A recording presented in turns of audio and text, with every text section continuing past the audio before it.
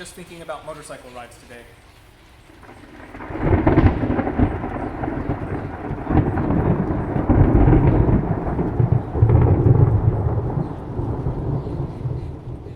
But probably not. You may have heard about the Black Lives Matter protest going on, and we need to talk. I do my best thinking when out for a ride, so please, come along with me. If it's not obvious, I'm a white cat. Take my shirt off, and I look like someone stuck a tan mannequin head and arms on a frozen turkey. So all of this is coming from my perspective. That perspective was shaped growing up in the Washington, D.C. area, surrounded by black and brown people, rich and poor, new and old immigrants and languages from around the world. It is beautiful and delicious here. I am legit spoiled. But I'm not blind. Police killed George Floyd. This wasn't a scared cop with his gun out, jumping at a sound and accidentally squeezing off one that hit somebody. This wasn't a cop in a violent situation, thinking someone was going to point a weapon at him and shooting first. Not to excuse either of those, they are reflections of poor training and poor firing discipline. No, former officer Derek Chauvin had his knee on Mr. Floyd's neck for almost 9 minutes as he pled for his life and called out to his deceased mama. This was a very slow and very deliberate killing.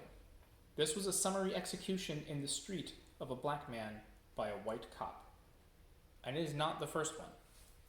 Not long before that, Breonna Taylor was killed in her own bed in her own apartment. She was an EMT, one of the people that we call heroes for their thankless and difficult work. The police broke in on an illegal no-knock warrant to the wrong address, looking for someone they already had in custody. They didn't announce themselves. Her boyfriend thought people were breaking into the apartment, and they were, and he fired in self-defense. The police shot back, killing Breonna. If I took shots at some rando kicking in my door, I would be entirely justified. But they're black, you see, so, Not long before that, Mr. Ahmaud Arbery was out for a jog like he always did.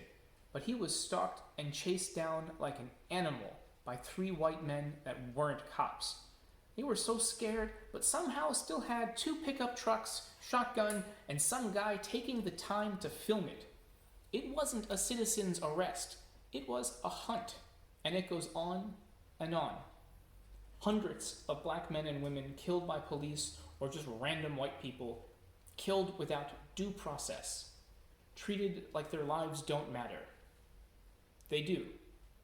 Black lives matter.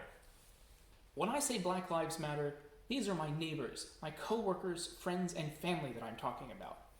When I say Black Lives Matter, it's not to say that white people or any other people don't matter. It is to say that despite committing crimes at the same rate as people that look like me, they are way, way more likely to be arrested and even killed by the police than me. When I say Black Lives Matter, it's because they have to navigate a world that assumes the worst about them in so many ways. Unlike me, who has the privilege of my light skin, at the very least, to be left alone. I'm a white cat, but I can say with 100% confidence that white privilege is a real thing. Of course, white people like me can still struggle. I have been homeless. I have been hungry. I have been harassed by cops. I have been pulled over and searched for no good reason. It's stupid. The police are stupid. But I live and navigate in a world where I am the default. White is given the benefit of the doubt. A white rapist is shown on TV with his best high school picture. A black guy with weed in his pocket is shown with his mugshot. A white mass murderer is talked about as a good guy who was misunderstood. But a black guy in his car with a gun he had a license to carry was killed in front of his family because he may have smoked weed in front of them too. It's senseless. White people like me get one mortgage rate. Black people get another. I get asked if I need help finding anything in a store, and black people get followed to make sure they don't steal. I have been told to do that when I worked at stores. It's racist. Black lives have been treated like they don't matter for generations. Don't think that it stopped way back with the Civil Rights Act either. The Civil Rights Act was only in 1964. My sister was born just 8 years later. I was born just 8 years after that. The Supreme Court only yesterday said that the protections of the Civil Rights Act actually applied to the LGBT community as well. Even after the Emancipation Proclamation, there were decades of overt discrimination. You had Jim Crow, redlining, the war on drugs, mandatory minimum jail sentences, which overwhelmingly affected black communities. There were cuts to education and housing funding. There was rampant wink and nod discrimination in the workplace. If you want to talk about how poor white people also face state violence and oppression, that is a separate and important conversation to be had. But it has little to do with the systemic and regimented way our nation has had its knee on the collective necks of black people for like 500 years. No more. No excuses. If your response to Black Lives Matter is, well, all lives matter, but I don't see you fighting like hell to protect and uplift this group that has been clearly treated like shit for so long, it's clear you don't actually believe that. Black folks are hurting, have been hurting, for a real long time. Don't make it about you. You can fuck right off. If your response to Black Lives Matter is, well, they should obey the police, or they shouldn't resist, or they shouldn't act like that, then you don't believe in liberty, which is the right to live with dignity however you see fit.